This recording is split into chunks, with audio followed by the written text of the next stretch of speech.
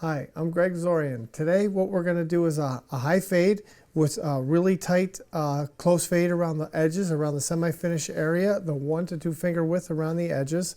The top we're going to let fill in. We want to grow it out, and he wants to do some messier looks with it, which we're going to use a light grooming cream for that. So what I'm going to teach you today is how to do a fade. We're going to work down for the most part from the top to the bottom. We don't want to create a line because it's too difficult to blend out in a lot of cases. So I want to teach you how to take away 85 to 90% of the blending out of the haircut. So we're going to leave the top alone. The one thing that we're going to have to watch out for is he's got a pretty good cowlick back here, wants to pop up there, so we got to dip the fade down a little bit lower in the back and not go quite as high on the side so it balances. So what I'm going to do is I'd like to start out with my detachable blade clipper and my largest blade, and then I'm just going to work it down.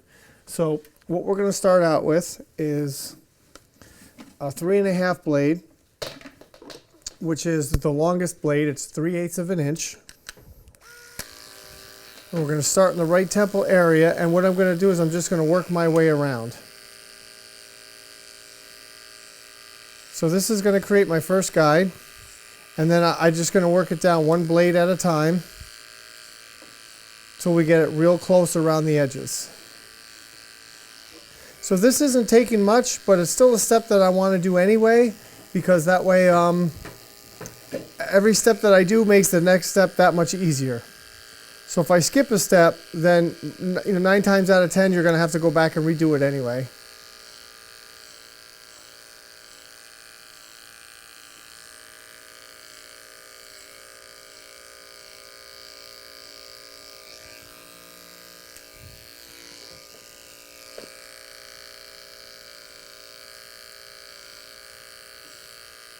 So if you take a close look at my wrist is completely still. So is my elbow. The motion is coming from my shoulder. So that way there's no flicking of the wrist, and that's what creates the weight lines and lines of demarcation, which are kind of hard to blend out. So if you look closely, so we've done our first step, and there's really no blending to do yet. So the goal is each step that I do, this is what I want to happen, to not have to go back and blend anything.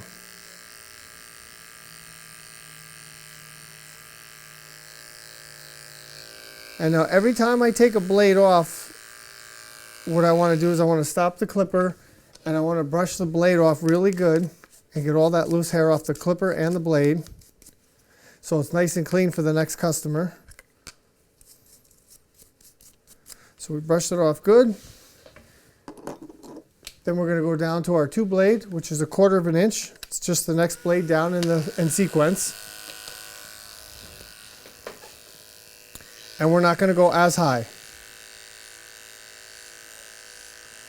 And same thing, my elbow is still, my wrist is still. I'm taking an imaginary line straight up in the air, about 1/4 of an inch to 1/2 an inch below where I left off with the previous blade. So by definition, fade, blend, taper, all means the same thing. It means shorter to longer.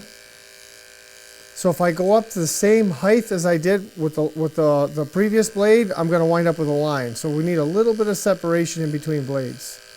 But when you're doing a high fade and you're doing it really close, you're going to use a lot of blades. So there's not going to be as much separation in between blades.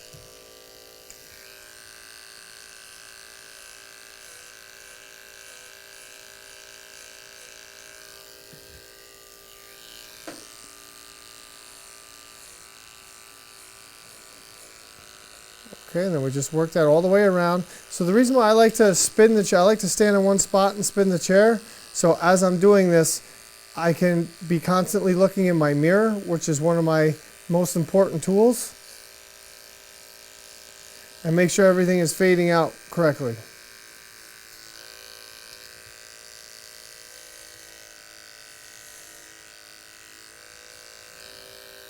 All right, so as I said, every time we turn the clipper off, we're gonna brush off the blade, get that nice and clean, take it off, get every hair off there you can. Then the next blade down in sequence is a 1.5. Now this 1.5 blade cuts and blends at the same time, so I'm going to do two different things. I'm going to work on my fade, and then I'm also going to work on touching up the blend area. So as I said, we want to take 85, 90%, 95% of the blend out from the sides to the top if we can. And then I'm just going to take the tip of that blade and run it across a few times, and that's just going to soften up that transition area.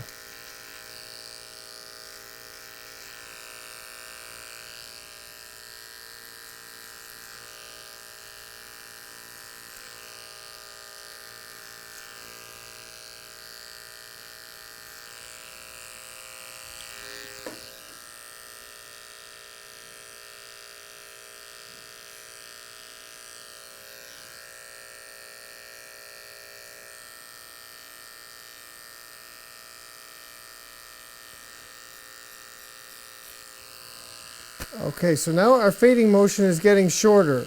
So what I mean by shorter is the lower the blades get, the shorter the blades cut, the fading motion is shorter versus the longer the blade is, and the longer it leaves the hair, the more elongated our fading motion is.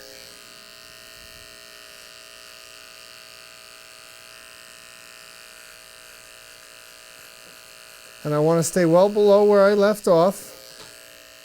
I don't want to go too high because then it's not going to fade. We're going to create a line. And then as I said before, we want to just touch up that line just a little bit. Now the hair's wet, so once the hair dries, you're not going to see as much of that transition area. But when you're doing a high fade, you're always going to see just a little bit.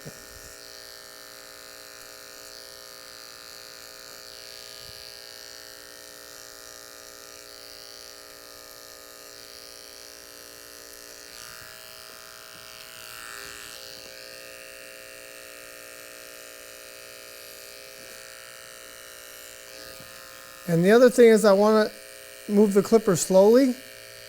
The slower you cut, the faster you're going to be done. So a lot of people ask about speed. How can they get faster on a haircut? Speed comes with, I like to call it efficiency. So the slower I work, I'm giving that clipper more of a chance to work. If I go too fast with the clipper, it's just going to push the hair.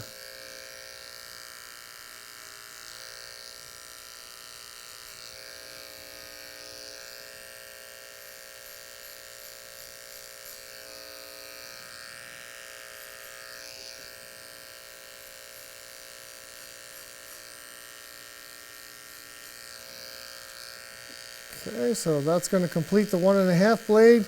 Now we're going to move down to our 1A blade, which cuts the hair to a 1/16 of an inch in length.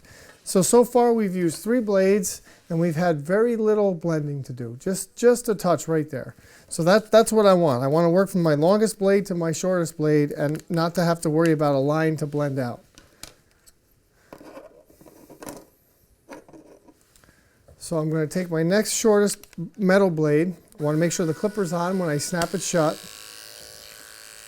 And then now, if you look at my wrist, we're going to use the fading motions a little bit shorter, and we're using a little bit of a scooping motion. But really slow. And that's what's going to fade it out.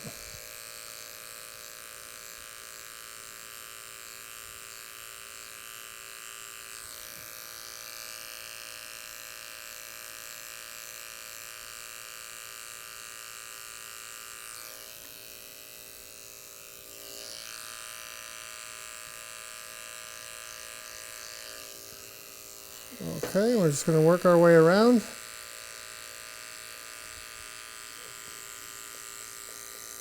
So the fades, you just have to be very meticulous. There's a lot of work to do with them, but when you just take it one step at a time and you have a system,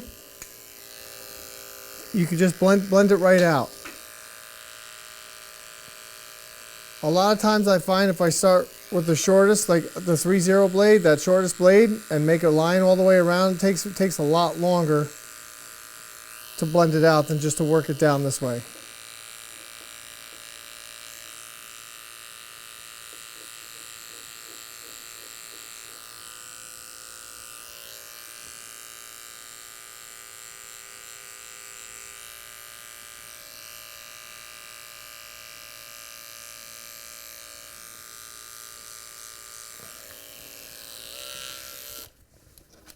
so we're going to brush that off, and then we're going to be done with our detachable blade clipper, and we're going to move on to our adjustable clipper.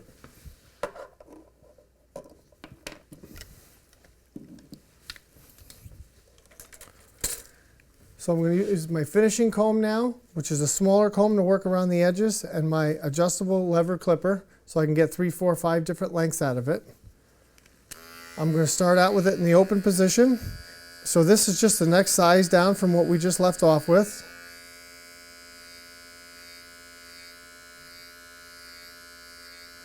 And we're going to use a quicker scooping motion, and that's going to fade it into where we left off.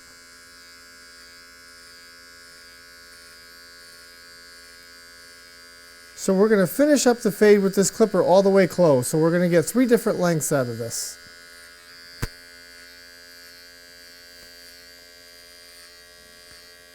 And I don't start at the bottom and run the clipper all the way up every time because it's just unnecessary extra work.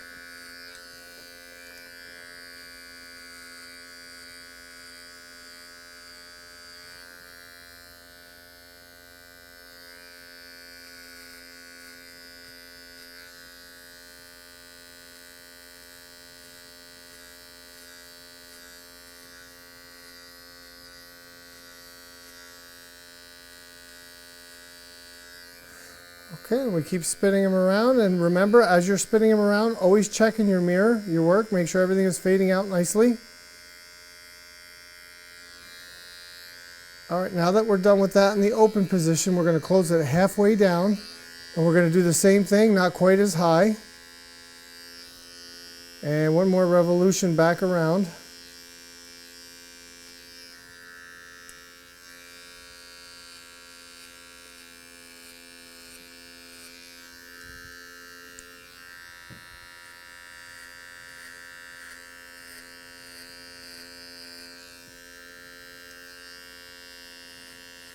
And then when you get to the shorter blades, you want to really stretch out that skin to pop the hair out so you can get it cut nice and close.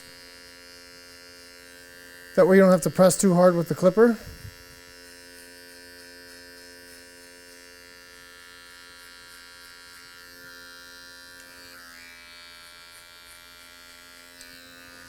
All right, we're just going to keep spinning them around. Keep checking my mirror, make sure everything is looking the way it should.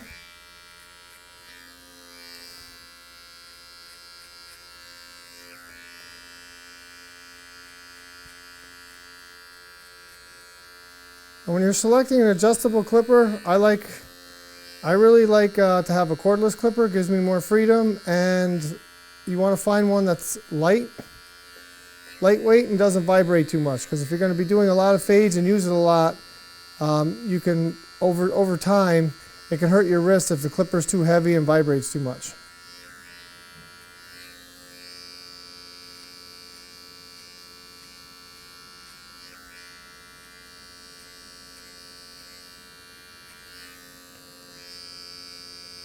And then another thing to remember too is when you're fading out dark hair on light colored skin, it's a lot more difficult because of the contrast between the hair and the skin color. So you want to really take your time and fade that out. So now that we're all the way done with that, we're going to close it down all the way into the shortest position. And we're going to finish up with this before we outline it with our trimmer. This is going to get it nice and close. If we have to stretch that skin out to get that hair behind the ear.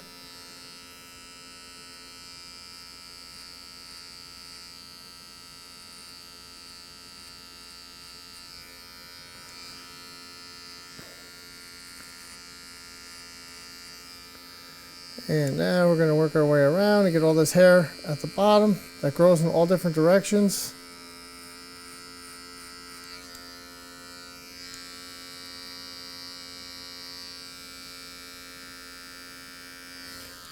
And then if you ever have trouble seeing anything, you can pick up a towel, brush some of that loose hair off, make sure that the loose ones are off, so then you can see if there's a little bit there that you didn't cut. I couldn't tell if that was just loose hair there or I hadn't cut it yet. So now that we did that step with the towel, I can see that it's still attached to them.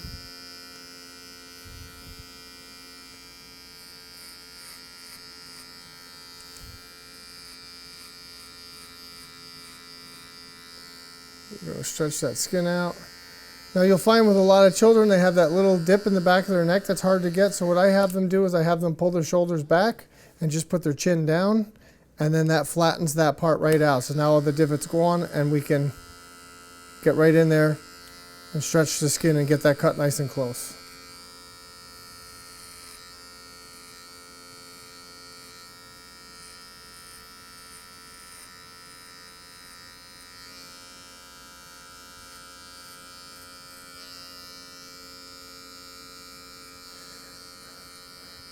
So we're on our 6th or 7th different blade length, actually our 7th different blade length, and never at any point did we put a line in.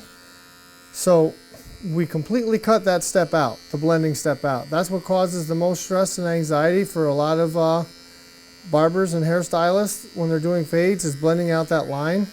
So if you don't put that line in, you don't have to blend it out. So this is something you might want to try. It's also referred to as reverse fading.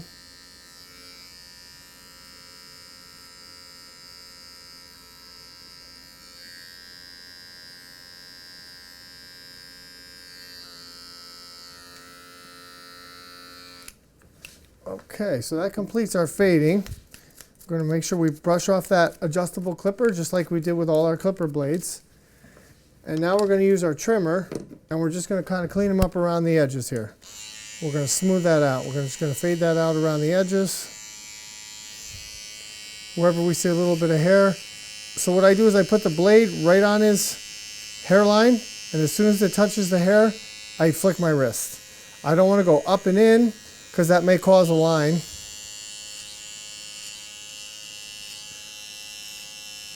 So I want to stay right on the hairline when I do that.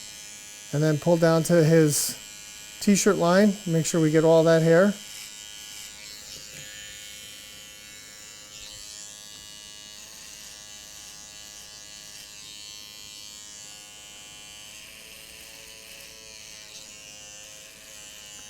And still, as each time I turn the chair around, I know I said it a bunch of times, every time I turn the chair around, I'm always looking in my mirror.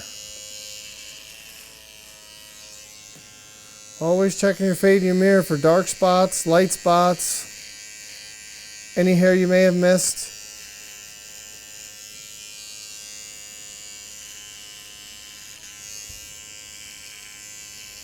Want to make sure you keep your fade as smooth as possible.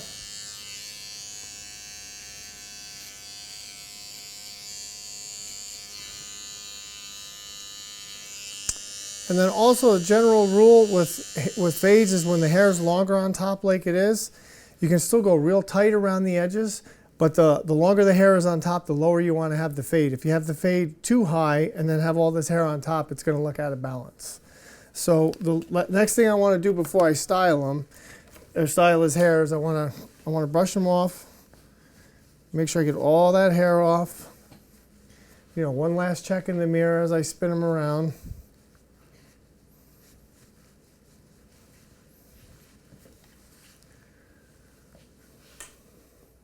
Okay, then we're going to go ahead and style his hair. So we're going to give him a medium hold with a medium shine, so that way he can restyle his hair during the day. So the perfect product for that is a grooming cream from my Zorian of New York men's product line. It's made in the USA. It's not tested on animals. So this particular product, it's going to give him a medium hold, medium shine. It's a cream, and he's going to be able to restyle his hair throughout the day. It rinses out real easy. And it's also infused with coconut oil, which is going to give his hair a lot of moisture. And again, as I said, it rinses out real easy. It will rinse out before the shampoo even hits your hair. So that was a real sticking point with me in developing the products, is that they're water-based, they have plenty of hold, but they rinse out really easily.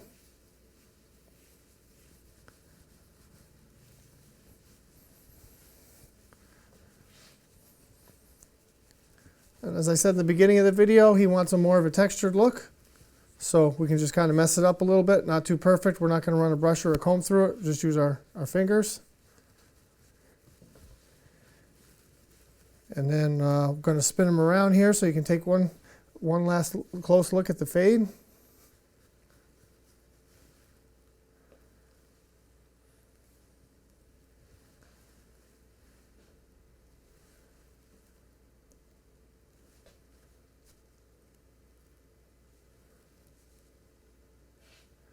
So for a quick review, what we did is we started out, we didn't do anything on the top. We started out with our longest blade, our 3.5 blade.